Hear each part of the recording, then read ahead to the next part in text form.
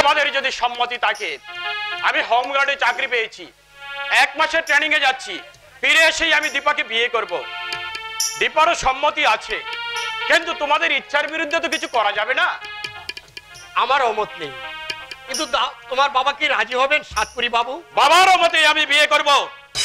যেখানে এই পোস্টিং হোক, দীপাকে নিয়ে আমি চলে যাব। আর বাবা যদি সম্মতি নাও দেয়, বিয়ে আটকাবে না। আমরা কিন্তু ভাই দাবি দাওয়া পূরণ করতে পারবো। কোনো দাবি নেই আমার, তোমরা শুধু শাঁখা সিঁদুর দিয়ে বিয়েটা করিয়ে দেবে। আমি আসছি দীপুদা, 9:36 আমার ট্রেন, কথাটা তুমি জানিয়ে দিও। আসছি। যাক, একটা ভাবনা থেকে অন্তত রেহাই পেলাম। ছেলে হিসেবে চন্দন খুবই ভালো, বদমাইশ ওর বাপটা। এই টাকা দিয়ে যে কোনো একটা ব্যবসা আরম্ভ করা যাবে। সোমনাথের সঙ্গে আলোচনা করে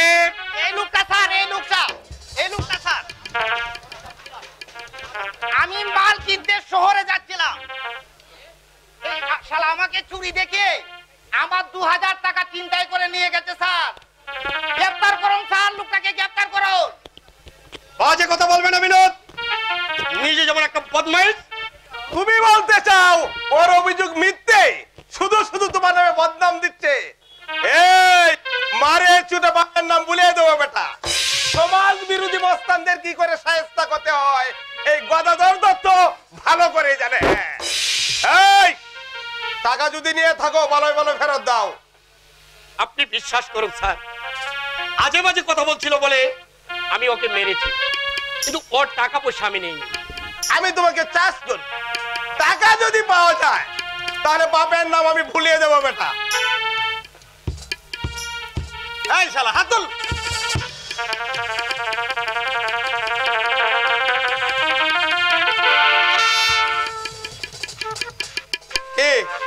এটা কি কি আছে এই খামের মধ্যে? কোথায় পেয়েছো এই খাম? কি হলো? এই শালা কি হলো এই খামটা? এই কামের মধ্যে আমার 2000 টাকা স্যার। স্যার, এই খামটা একটু আগে সঞ্জয় বাবু আমাকে দিয়ে গেছেন। আমার কথা বিশ্বাস না হয় আপনি চলুন সঞ্জয় বাবুর কাছে। সঞ্জয় বাবু যদি বলেন দীপককে আমি ওটা দেইনি। কিন্তু সঞ্জয় বাবু কি ব্যাপার অফিসার? এই যে মিস্টার সেন, এই ছেলেটা বলছে একটু আগে নাকি খামটাকে দিয়েছেন। সত্যি কি খামকে দিয়েছে? খাম? হ্যাঁ আমি দিয়েছি।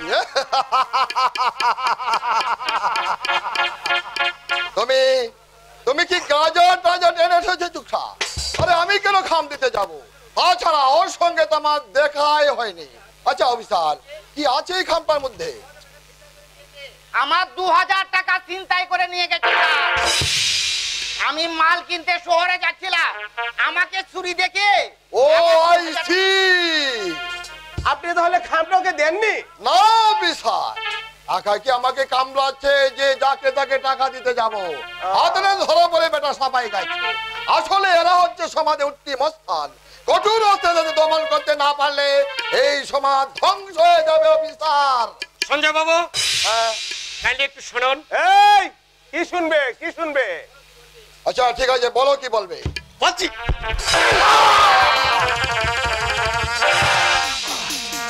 শালা থানায় চল, তোর কত তেল হয়েছে আমি থানায় নিয়ে দেখবো। সঞ্জয় বাবু বলুন। আপনি থানায় এসে ডায়েরিটা লিখে দিয়ে যাবেন। ওর কাছে 2000 টাকা পাওয়া গেছে, আপনি তার সাক্ষী। আমার ওয়াইফ বলে বছর দিনে সিগর বার যাতে হয় তার চেষ্টা করবে। ও ইয়েস ইয়েস ইয়েস, সে চেষ্টা তো আমি অবশ্যই করব। আমার ওয়াইফ কি বলে জানেন? বলে তোমার মনটা ভারী কোমল, ওই ভদ্র মহিলাকে দেখে দেব আমি প্রয়োজনে কত কঠোর হতে পারি। চল সালামস্তা চল। কতদিন তুমি আমাকে জেলের মধ্যে আটকে রাখবে শয়তান? তোমার ষড়যন্ত্রে জাল ছিন্ন করে অন্ধকার থেকে আলো একদিন আমি ফিরে আসবোই। সেদিন দেখবো তুমি কেমন করে পারো সমাজের উপরে মাথা উঁচু বাঁচতে। পারবে না, বাঁচতে তুমি পারবে না। বসো, আমার পুত্রে নেমে যাবে তোমার জীবন টিপ, তোমার আশা খাও দাও ভেঙে চুড়ে আমি তরল।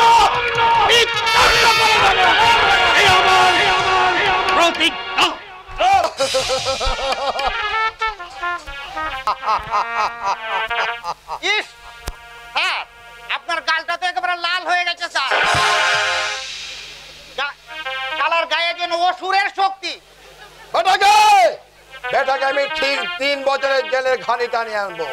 তবে আমার নাম সঞ্জয় সেন। এরা হচ্ছে সমাজ বিরোধী। কঠোর অর্থে এদেরকে দমন করতে না পারলে এই সমাজ একদিন ধ্বংস হয়ে যাবে।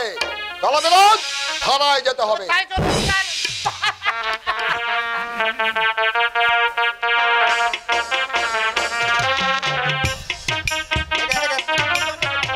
তুই শিবনাথ রায়কে কল্যাণের ঠিকানা বলেছিস?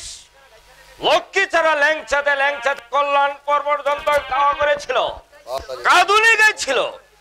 আমার দীপক চিন্তায় কেসে ধরা পড়েছে। আপনি একবার ঝন্টুর ঠিকানাটা দেন। ইচ্ছে হচ্ছিল ওই শালাকে একটা চর বসিয়ে দিই। ছোট বাবুর ঠিকানা দিয়েছেন? ঠিকানা দেব? আমি কি তোর মতো গারল? ধুলু পায়ে হতবাকাকে বিদায় করে দিয়েছি, বলে দিয়েছি সমাজ বিরোধী পরিবারের সঙ্গে আমাদের কোনো সম্পর্ক নেই। কোনোদিন তুমি আমাদের বাড়িতে আর আসবে না। আপনি আপনি কি মানুষ? অভয়, একটা রুগ্ন অসুস্থ মানুষ আর তার ছেলের খোঁজ করতে গিয়েছিল। অভয়, 22 বছর আগের প্রতিশ্রুতির কথা মনে নেই? থাকার কথাও নয়, কারণ ধনবান মানুষের সমস্ত চেষ্টায় তাদের অতীতকে ভুলে যাবার চেষ্টা করে। এটা তাদের চরিত্রের বৈশিষ্ট্য। অভয়, আমি তোকে সাবধান করে দিচ্ছি। মনে পড়ে বাবু, বহুদিন আগে বস্তির ভাঙা ঘরে এক অস্ত্রমুখী মায়ের সামনে আপনি হাত জোর করে বলেছিলেন আপনার ছেলেটিকে ভিক্ষে চাই, সারা জীবন আপনার কাছে আমি কৃতজ্ঞ হয়ে থাকবো বলেছিলেন। হ্যাঁ বলেছিলাম। তাই বলে আরো বলেছিলেন প্রতি মাসে তার ছেলেটাকে দেখিয়ে নিয়ে যাবেন। পরে বোর্ডিং এ লুকিয়ে রাখলেন পাছে তার মা বাবাকে চিনতে পারে সেই ভয়ে। রক্তের দাবি কি আপনি অস্বীকার করতে চান বাবু? অর্থের অহংকারে মনুষ্যত্বকে আপনার দুপায়ে মারিয়ে দিতে চান? ওকে আমি সাবধান করে দিচ্ছি অভয়, কল্যাণের কানে যেন সব কথা না যায়। নগদ 6000 টাকা দিয়ে আমি ছেলেকে কিনে এনেছি। ওই কল্যাণের উপর ওদের কোনো দাবি নেই। টাকা দিয়ে কিনে নিয়েছেন? টাকায় কি পিতৃত্বে অধিকার পাওয়া যায় বাবু? তা যদি যেত, আপনি তো একটা সন্তানের লাভের আশায় হাজার হাজার টাকা খরচ করেছিলেন, পেরেছিলেন সন্তানের বাবা হতে। চিৎকার করে আপনি আমার মুখ বন্ধ করতে পারবেন না। আবার যদি সহস্র কণ্ঠে থাকতো তাহলে সহস্র কণ্ঠে বলতাম আপনারা ধনীরা ঢালাও প্রতিশ্রুতি জানেন, রক্ষা করতে জানেন না। তাদের আপনাকে বিবেকে এতটুকু বাঁধে না। যেমন ভাবে হোক ওই হারামজাদা অভয়কে বাড়ি থেকে তাড়াতেই হবে। যদি কোনদিন কল্যাণের আসল পরিচয় ফাঁস করে দেয় তাহলে আমি বিপদে পড়ে যাব। অনেক আগে এই শহরকে আমি তাড়াতাম, পারিনি শুধু কল্যাণের জন্য। আচ্ছা ঠিক আছে, এবার আমি বৌমাকে বলবো ওই শহরটাকে যেন বাড়ি থেকে দূর করে দেয়।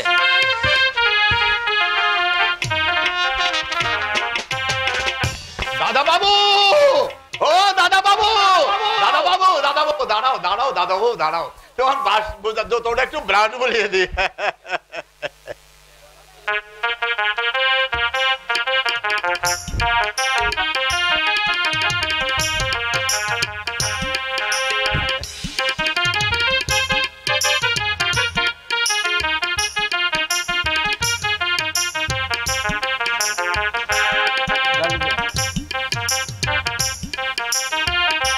আচ্ছা ভাইজা, তুই আমাকে তো ভালোবাসিস কেন? আমার পায়ে কাটা ফুটলে মনে হয় তোর বুকে শিয়াল বদ্ধ হয়েছে। মাও বুঝি তার ছেলেকে তো ভালোবাসে না, অথচ তুই আমার চাকর। কেন ভালোবাসি জানো দাদা বাবু? কেন? তুমি আমাকে খেতে পড়তে দাও, মাসে মাসে মাইনে দিচ্ছ, অসুখ বেশি হলে ডাক্তার দেখাও। তাই বুঝি? এসব বাজে কথা।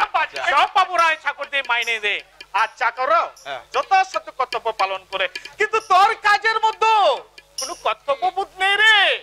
কি আছে জানিস? দাদা বাবু, আছে আন্তরিক স্নেহ, ভালোবাসা যা টাকা দিয়েও মেলে না। আচ্ছা দাদা বাবু, হ্যাঁ আমাকে দিন কয়েকদিনের ছুটি দেবেন? ছুটি? ছুটি নিয়ে কোথায় যাবি? আমি আমার মাকে দেখতে যাব দাদা বাবু। মা? মা? তোর মা বেঁচে আছে? ওই কোনোদিন তো বলিসনি। এতদিন আমি তাদের খোঁজ পাইনি। শুনলাম শহরতলিতে একটা বস্তিতে থাকে, ভাইটা নাকি পুলিশের হাতে ধরা পড়েছে। তাই আমি একটি বার দেখে আসবো দাদু। ভাগ্য দাদা বাবু, সবই ভাগ্য। নইলে আমার শুনো ভাই চিন্তায় কিছু ধরা পড়বে কেন দাদা বাবু? আমি জানি সে চিন্তাই করেনি, করতে পারেনি। শুনেছিলাম মা তাকে বিয়ে পাশ করিয়েছিল, কিন্তু কেউ ষড়যন্ত্র করে আমার বাইকে জেলে ঢুকিয়েছে। নইলে এমন সমাজ বিরোধী সে হতে পারে না দাদা বাবু, সে হতে পারে না দাদা বাবু, সে হতে পারে না দাদা বাবু। অভয়দার ভাই, আমার জ্ঞান অবধি কোনোদিন শুনুনি অভয়দার ভাই আছে, মা আছে, কোনোদিন টাকা পয়সা পাঠাইনি। হঠাৎ মা ভাইয়ের কথা বলছে, আশ্চর্য ব্যাপার। এই তুমি শুনছো? একটা ভালো রাজবাড়ি দেখবে তো তোমার ওই অভয়কে দিয়ে আমার একদিনও চলবে না। আমার চলবে। তোর অখাদ্য রান্না আমার মুখে রুজবে না। আমার রুজবে। কি আশ্চর্য, আমি ওকে রাখতে চাইছি না। আমি চাই। আমার অনিচ্ছা সত্ত্বেও তুমি ওকে রাখবে? তোমার ইচ্ছের দাম দিতে গিয়ে আমাকে উপোস করে মারতে হবে ছেলে। আশা করি তুমি সেটা চাইবে। দেখো, কোনোদিন বেলা 2টায় এসে দেখি মহাসুখে দিবার নিদ্রা দিয়েছো, কোনোদিন রাত 8টায় এসে শুনি টেনিস খেলতে ক্লাবে গেছো। অথচ আমাকে মায়ের মতো আদর করে কে খেতে দেয় জানো? ওই অবৈদা। কাজেই ওকে তাড়ালে আমাকে কপালে তিলক কেটে সন্ন্যাসী হইতে হবে। তুমি তাহলে ওকে তাড়াবে না? কি আশ্চর্য, সারা জীবন লোকটা প্রাণপাত কেটেছে, এখনো কাটছে। এক কথা তার চাকরিটা খতম করে দেবো, এত অমানুষ তুমি আমাকে ভাবলে কি করে? নাকি আমার ভিতর কোনো মনুষ্যত্ব বোধ নেই? ঠিক আছে, তুমি তোমার ওই পিয়ারের চাকর নিয়ে থাকো। আমি কালী ড্যাডির ওখানে চলে যাচ্ছি। ওই চাকরই তোমার সব, আমি তোমার কেউ না। মিস্টার গুপ্ত, মিস্টার সমাদদার, বউয়ের কথা ছাড়া একটা পাও চলে না। মিসেস মুখার্জি সেদিন বললেন স্বামী নাকি অফিস থেকে ফিরে এসে কাগজপত্র দেখিয়ে তার মতামত জানতে চান।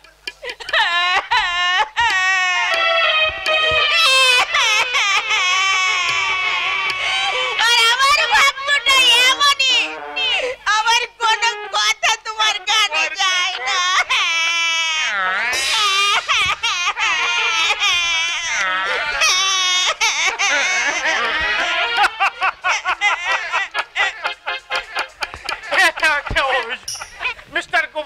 মিস্টার গুপ্ত, মিস্টার সমাদারের মতো আমাকে বউর কথা উঠতে হবে, বসতে হবে, এটাও এক ধরনের কমপ্লেন।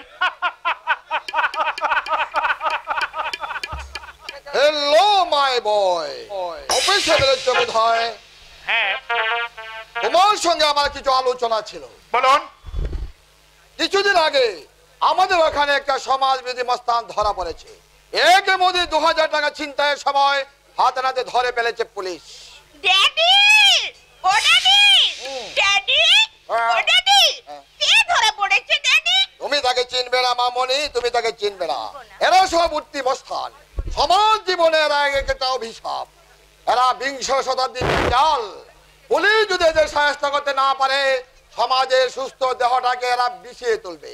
তাই কল্যাণকে বলছিলাম, এই সব সমাজের দুষ্ট ক্ষত।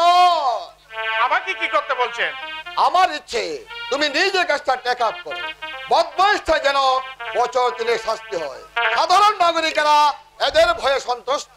এরা মানব সভ্যতার জঞ্জাল।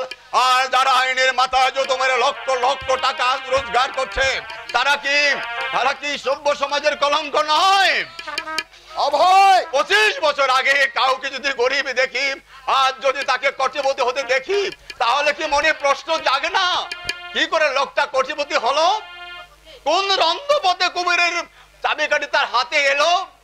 আচ্ছা অভয়, তুই কি আমাকে লক্ষ্য করে কথাগুলো বলছিস? না বাবু না, আমি কারো নাম করতে চাই না।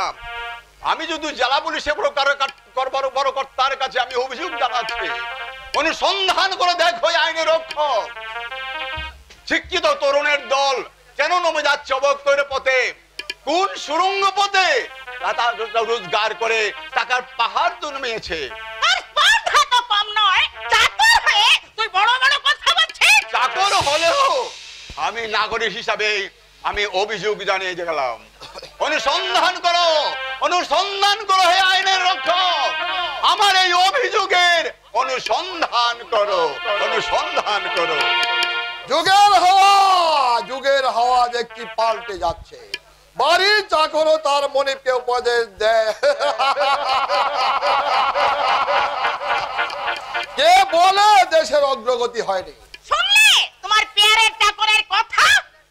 অবৈধের সঙ্গে আমি একবার সেলিম। কি বলতে চাও তুমি? অবৈধের সঙ্গে আমার দৃঢ় বিশ্বাস, মানুষ অপার থেকে জন্মায় না, পারিপার্শ্বিক আবহাওয়ায় মানুষকে অপরাধী সাজায়। যাদের 100 মানুষ আছে রণ্ডপথে রোজগার করে ধনী হয়েছেন, আইন তাদের নাগাল পাচ্ছে না, অথবা আমরা জেনে শুনে চোখ বুঝে আছি। আমার অনুরোধ তাহলে তুমি রক্ষা করবে না? আমাকে মার্জনা করবেন, আইন তাই নিজস্ব পদ্ধতি চলবে, কিন্তু ছেলেটা যদি অপরাধ করেই থাকে শাস্তি সে নিশ্চিত পাবে। কিন্তু আপনি বুঝতে পারছি না এই সামান্য কেসটা নিয়ে আপনি এত মাথা ঘামাচ্ছেন কেন? আমি মাথা ঘামাচ্ছি? কি আশ্চর্য ব্যাপার! আমার ড্যাডি ওই গ্রামের নেতৃস্থানীয় ব্যক্তি, যদি ওখানে কোনো অসামাজিক ঘটনা ঘটে আমার ড্যাডি তাতে ইন্টারফেয়ার করবে না? তাছাড়া এই কাজটার সময় আমার ব্যক্তিগত মান মর্যাদা জড়িত, কাজটা তোমাকে টেক আপ করতে হবে। ওখানে থানা অফিসার সেইভাবে রিপোর্ট পাঠাবে। আমি চাই মিনিমাম 3 বছর শাস্তি হোক বদমাইশটার। আমাকে ক্ষমা করবেন, আপনার মর্যাদা রক্ষা করার জন্য আইনের অপপ্রয়োগ করা আমার পক্ষে সম্ভব নয়। যদি চিন্তায় কেসে প্রমাণিত হয় আইনের বিধানে মাস 3 সাজা হতে পারে। তোমার বাবা কেন সেলিম? আমার বাবা স্বয়ং বিধাতা সে যদি অনুরোধ করেন আইন লঙ্ঘন করতে, আমি সবিনয়ে প্রত্যাখ্যান করব। আশা করি আমার স্পষ্ট জবাবে আপনি রুষ্ট হবেন না। একটা অপদার্থ বিয়ের আগে তুমি এই লোকটার সুখ্যাতি করতে জানি বলতে ছেলে দেখতে যাও, দেখলে তো কেমন একগুয়ে তুমি এত করে অনুরোধ করলে তবু অনিষ্টের ভূত, বুঝলে মামনি, অনিষ্টের ভূত ওর মাথায় চেপেছে। এই বয়সে কত অনেস্ট ম্যানকে দেখলাম নতুন পাস করে বেরিয়েছে, 2-4 বছর যাকে দেখবে অন্য মানুষ হয়ে গেছে। নমস্কার বেআই মশাই। নমস্কার। কখন এলেন? এই তো একটু আগে এসেছি। বেআই সাহেব আনলেন না কেন? এই সময়ের অভাব। আচ্ছা ভাই মশাই, এই আপনার সঙ্গে আমার একটু আলোচনা আছে। আচ্ছা। হ্যাঁ ড্যাডি। হ্যাঁ বলো। ড্যাডি তোমরা দুজনে কথা বলো, আমি তোমাদের খাবারের ব্যবস্থা করছি। ড্যাডি ও ড্যাডি মামনি, ড্যাডি তুমি যেন আবার বেশি দেরি করো না। বেশি দেরি করে খেলে তোমার শরীর খারাপ করবে, সেজন্য আমার কষ্ট হবে। বেশি দেরি করো না। ঠিক আছে মামনি, ঠিক আছে। হ্যাঁ বলুন বেআই মশাই। আপনি যে শিবনাথের ছেলেকে পুষ্য নিয়েছিলেন, এই কথা তো আমাকে কোনোদিন বলেননি। হঠাৎ প্রশ্ন করছেন কেন? কল্যাণ কি আপনার সঙ্গে কোনো খারাপ আচরণ করেছে? না না, তেমন কিছু নয়। তবে ওরা তো কাছাকাছি আছে, যে কোনো সময় কল্যাণের সঙ্গে যোগাযোগ করতে পারে। আপনি হয়তো জানেন না বেআই মশাই, কল্যাণের বড় ভাই দীপক চিন্তায় গেছে, ধরা পড়ে জেল হাজতে আছে। জানি। জানেন? হ্যাঁ জানি। শিবনাথ রায় আমার বাড়িতে এসেছিল। সর্বনাশ! হঠাৎ যদি এখানে এসে হাজির হয় আর কল্যাণ যদি জানতে পারে শিবনাথ রায় তার বাবা, তাদের সব অনুমতি ওদের উপরে গিয়ে পড়বে। আমি এসব জেনে শুনে কি করে যে নিশ্চিন্তে আছেন আমি ভেবেই পাচ্ছি না বেআই মশাই। আচ্ছা বেআই মশাই, হ্যাঁ বলুন। আপনার তো উপর মহলে খুব প্রভাব প্রতিপত্তি আছে। হ্যাঁ তা আছে, তবে কোন রকমে কল্যাণকে এখান থেকে অন্যত্র বদলি করে দিতে পারেন? আমি সব পারি, দিনকে রাত করার ক্ষমতা আমার আছে। আচ্ছা। সৎ লোককে চোর সাজাতে, আবার চোরকে পারি সমাজের মাথায় করে রাখতে। তা যদি পারেন বেআই মশাই, তাহলে আমি আপনার কাছে চিরকৃতজ্ঞ থাকব। আর ওই অভয় হারামজাদাকে বাড়ি থেকে দূর করে দিতে হবে। ও হচ্ছে শিবনাথ রায়ের পুরনো চাকর। যত নষ্টের মূল হচ্ছে ওই হারামজাদা। ওই হারামজাদাকে যদি আমি বাড়ি থেকে তাড়াতে না পারি, তাহলে আমার সব পণ্ড হয়ে যাবে বেয়াই মশাই। আসুন বেয়াই মশাই, আসুন। খেতে খেতে আমরা দুজন আলোচনা করবো। আসুন। বেয়াই মশাই, হ্যাঁ, বলুন। পরে যেদিন আসবেন বেয়ানকে কিন্তু সাথে আনবেন। হ্যাঁ, ঠিক আছে? অবশ্যই, অবশ্যই। চলো, চলো, চলো।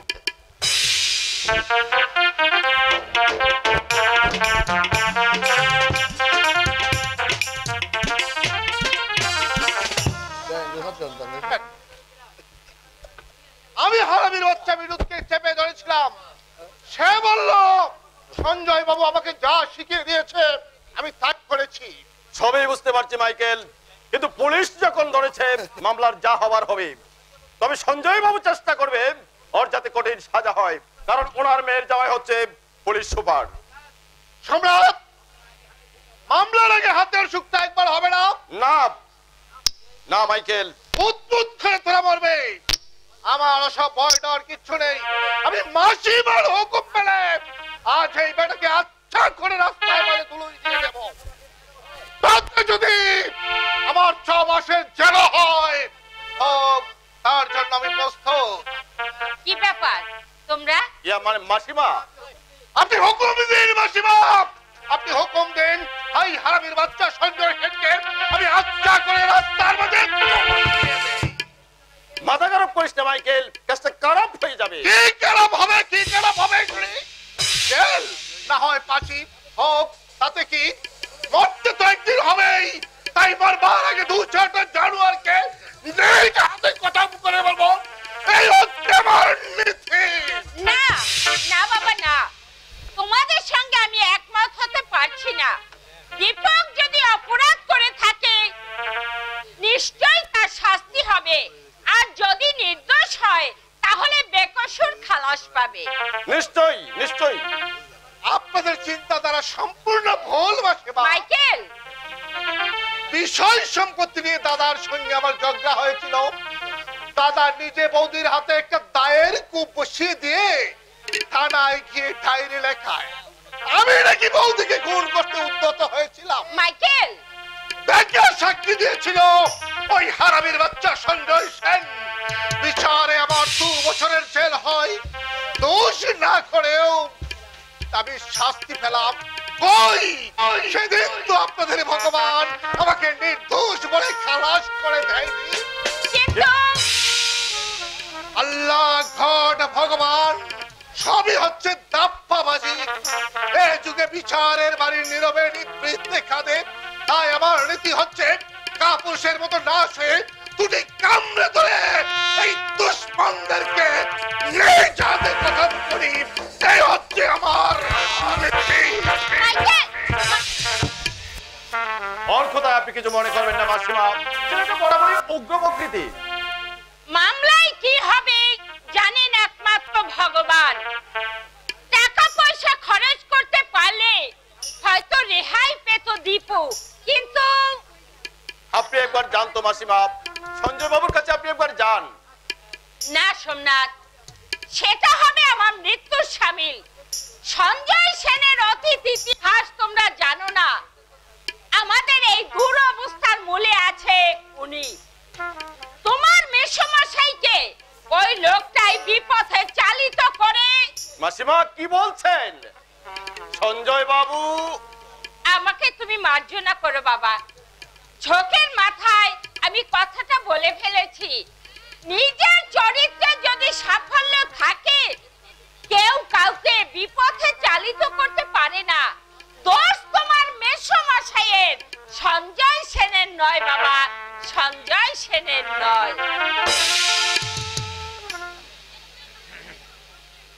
সঞ্জয় সেনকে তাহলে এর আগে থেকে চিনতেন?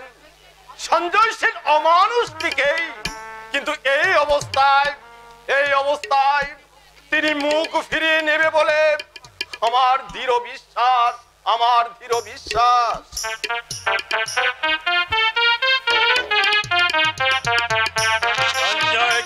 চিরদিন আগে আমি চিনেছি। লোকটা ছিল শয়তানের শিরোমণি। আমাকে নরকে নামিয়ে দিয়ে নিজের আখের গুছিয়ে নিয়ে ওই মন্ত্রীপুর থেকে পালিয়ে এসেছিল। দেখুন শিবনাথ বাবু, যা বলছেন আর বলবেন না, শুনলে লোকে আপনার মুখে থুথু দেবে, বলবে আপনি একটা বদ্ধ পাগল। আপনি বিশ্বাস করুন নন্দী মশাই, চিরদিন আমি ভিখিরি ছিলাম না। হয়তো ছিলেন না, কিন্তু এখন এসব কথা বললে লোকে বিশ্বাস করবে। আপনাকে আমি কি করে বুঝাবো? আমি দিন ভিখিরি নই, জেলার পুলিশ সুপার আমার নিজের শালের জামাই। তাহলে আমাকে না ডেকে ওই শালির ছেলে অফিসারকে ডাকলেই তো পারে। সেটা সম্ভব নয়। কেন? এর উত্তর আমি দেব না, দিতে পারবো না। নন্দী মশাই, মানুষের জীবনে এমন কিছু ঘটনা ঘটে যার উত্তর দিতে গেলে লজ্জায় মাথা হেঁট হয়ে যায়। যাকে আপনার গোপনীয় কথা আমি শুনতে চাই না। এখন আপনাকে আমি কি করতে পারি বলুন? সঞ্জয় বাবু আপনার বন্ধু, তাকে বলে দয়া করে দীপকের মুক্তির ব্যবস্থাটা করে দিন। কিন্তু একটা নির্দোষী ছেলের লাইফটা বরবাদ হয়ে যাবে, এটা আপনারা নিশ্চয়ই চান না নন্দী মশাই। আমি হাত জোর করে মিনতি করছি, ওর মায়ের অবস্থাটা একবার উপলব্ধি করো। আপনাদের মনোবেদনা আমি বুঝতে পারছি। তখন যখন আপনারা দীপকের মুক্তির প্রস্তাব করেছেন, আমিও একটা প্রস্তাব বলুন। আমার প্রস্তাবে যদি আপনারা রাজি থাকেন, তাহলে দীপক বাবুকে আমি বেকসুর খালাস করিয়ে দাও। বলুন, আপনার যে কোনো প্রস্তাবে আমরা রাজি আছি নন্দী মশাই। আমাদের মানসিক অবস্থাটা নিশ্চয়ই আপনি বুঝতে পারছেন। আচ্ছা, অবস্থা, আচ্ছা আমার বয়স কত বলে ধারণা আপনাদের? 60-65 হবে। 60-65?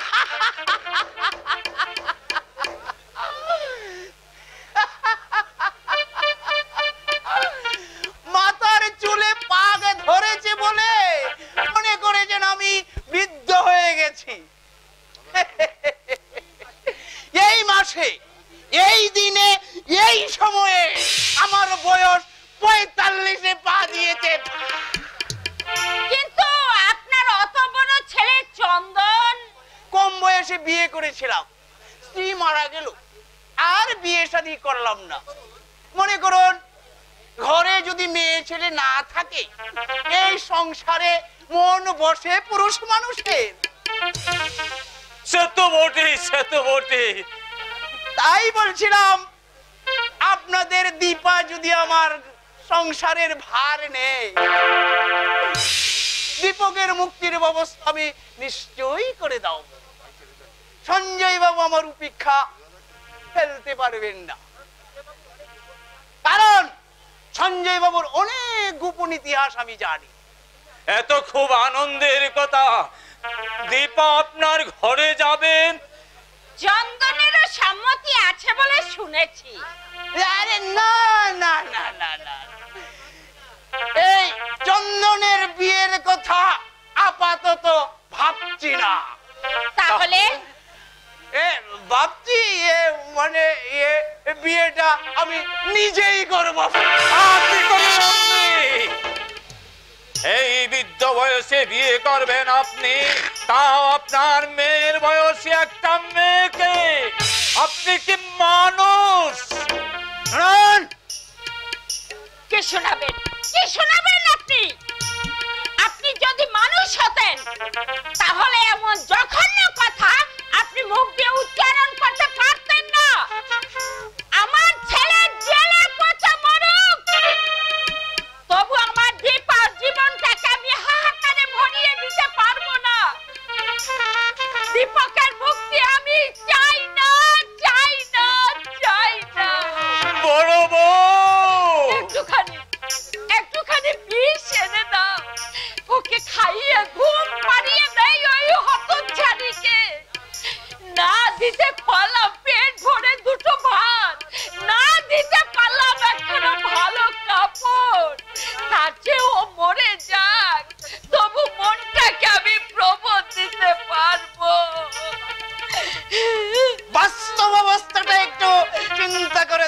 শিবনাথ বাবু। তুমি একটা দুপে চুপ! এক গরিব মা বাবার দুর্বলতার সুযোগ নিয়ে তাদের একমাত্র মেয়ের গলায় বিয়ে নামক ফাঁস পরিয়ে দিতে চাইছো নরপশু। আমার যদি সাবেক দিন থাকতো এর জবাব আমি মুখে নয় জুতোর মাধ্যমে দিতাম। জানোয়ারকে মুখ সামনে কথা বলবেন। বেরিয়ে যাও লম্পট। এখনো তুমি দাঁড়িয়ে আছো, আমি জানতে চাই তুমি যাবে কি না। যাচ্ছি বেরিয়ে, কিন্তু এই অপমান আমিও সইব না। এই কাল তুমি বাড়ি ছেড়ে অন্যত্র চলে যাবে, আর যাবার আগে বাড়ি ভাড়াটুকু পাই টু পাই মিটিয়ে যাবে। দাঁড়ান নন্দী মশাই, আপনার প্রস্তাবে আমি রাজি আছি। দীপা, রাজি আছো? হ্যাঁ, আপনি দাদাকে ছাড়িয়ে আনার ব্যবস্থা করুন, আমি আপনাকে বিয়ে করব। না না ওরে না, তুই ভুল করছিস মা, তুই ভুল করছিস। সারা জীবন ধরে তোকে এই ভুলের মাসুল দিয়ে যেতে হবে। তবে পালঙ্কে শুয়ে তুই হাহাকার করে কাঁদবি। দরকার নেই আমার দীপকের মুক্তি। দীপক জেলে পচে মরুক। বাবা, আমি তো দাদার জন্য আত্মহত্যা দিচ্ছি।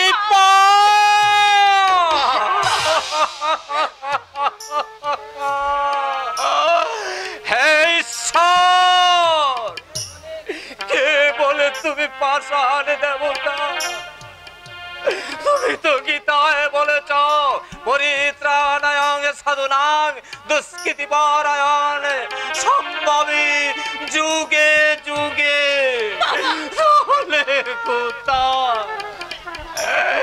কোথায় তুমি শঙ্খ চক্র গদা পদ্মধারী নারায়ণ? নেমে এসো দরবারে। এই চক্রান্তকারীদের ধ্বংস করে দাও, ধ্বংস করে দাও, ধ্বংস করে দাও। বাবা শোনো, বাবা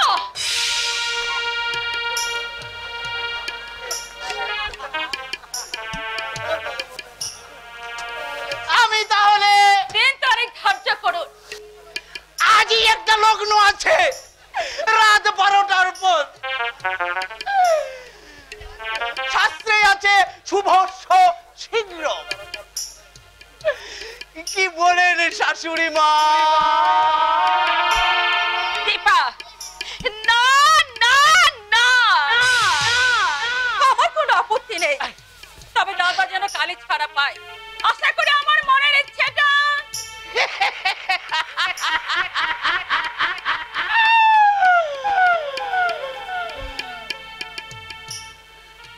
সে তোমাকে বলতে হবে না, কর্তব্যের সম্বন্ধে আমি চিরকালই সচেতন।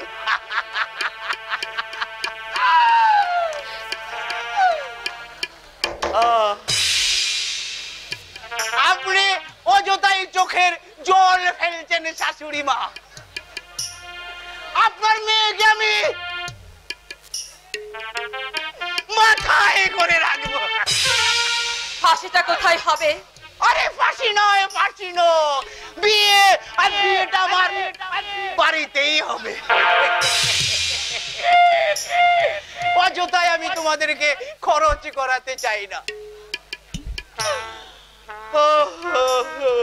যাবার আগে আপনাকে একটা প্রণাম করে যাই শাশুড়ি মা। আপনি আশীর্বাদ করবেন আমি যেন আরো 100 বছর পরমায়ু লাভ করিতে পারি শাশুড়ি মা।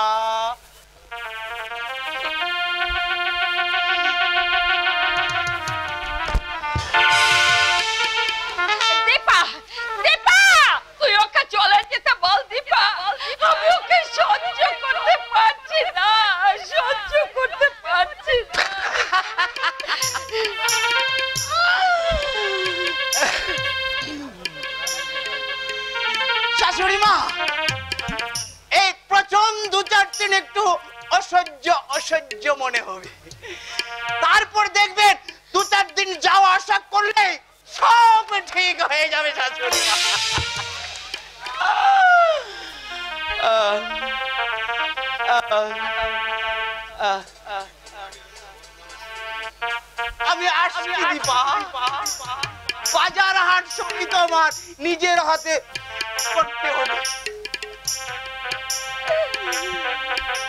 আপনি কোনো চিন্তা করবেন না শাশুড়ি মা, ভগবান যা করে মঙ্গলের জন্যই করে, নাকি বলেন শাশুড়ি মা? দীপা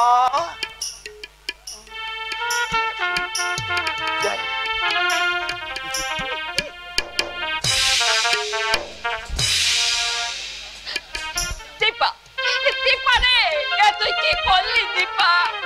ওরে এটা বিয়ে নয়, এটা তো আত্মহত্যা। কেন কেন তুই সম্মতি হলি মা? তোর দাদা না হয় 2 বছরের জেলই হতো, কিন্তু তোকে যে জীবন ভর তুষের আগুনের মতো দিকে দিকে জ্বলতে হবে। মাগো, তুমি অযথাই দুঃখ পাচ্ছ মা। মেয়ে হয়ে জন্মেছে, বিয়ে তো একদিন দিতেই তোমরা, হয়তো সেখানে গিয়েও আমার দুঃখ হতো, এতে তুমি একটা সান্ত্বনা থাকবে। দাদার জন্য আমি কিছু অন্তত করতে পেরেছি। তুমি বিশ্বাস করো মা, এর জন্য আমার এতটুকু দুঃখ বা ক্ষোভ কিছুই নেই। আর দুঃখই বা কেন পাবো? লোকের অগাধ টাকা আছে, হাত কাপড়ের অভাব আমার কোনোদিন হবে না। বিয়ের পর তুমি হয়তো গিয়ে দেখবে সারা অঙ্গে গয়না পরে আমি রাজরানীর মতো ঘুরে বেড়াচ্ছি, ভাবতেও দিকে আনন্দ হচ্ছে আমার।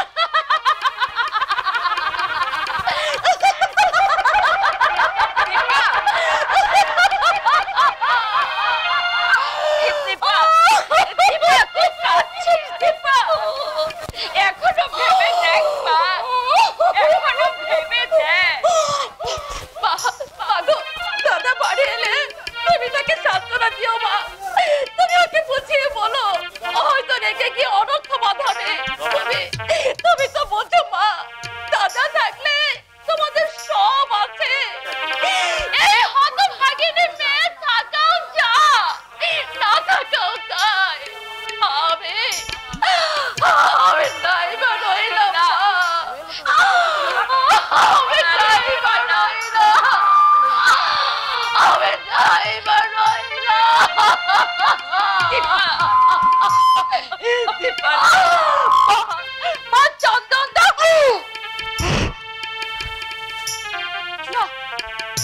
না না কিছু না, কিছু না মা, কিছু না,